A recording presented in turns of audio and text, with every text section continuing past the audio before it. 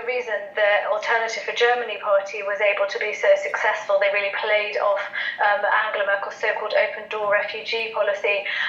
But I think if the new election is called, I think really voters are going to be sort of concerned really about the formation of the political landscape as much as they are about this immigration issue. I think there's a certain amount of uncertainty now amongst the German electorate about what this means for the future of their country. As Frank-Walter Steinmeier said today, we can't see these protracted levels of political uncertainty.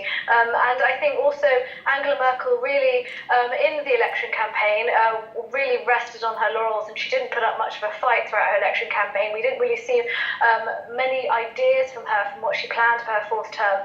She just sort of assumed that she would get elected off the back of her being such an important figure of stability. I think if it does come to a new election, we really need to see the Chancellor fighting a bit more and really going out there and meeting people on the streets of Germany and promising to address their concerns, because we really didn't see that much of her from her ahead of the election in September. Finally, President Donald Trump has put North Korea back on a list of state sponsors of terrorism, a designation that allows the United States to impose more sanctions and risks inflaming tensions over Pyongyang's nuclear weapons and missile programs. Anka Ula has the story. Syria, Sudan, Iran, and now North Korea. These are the countries on the U.S. State Department's list of state sponsors of terrorism. On Monday, nearly a decade after North Korea was taken off the list, Donald Trump announced he was reversing the decision.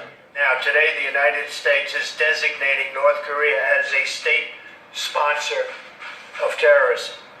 In addition to threatening the world by nuclear devastation, North Korea has repeatedly supported acts of international terrorism, including assassinations on foreign soil.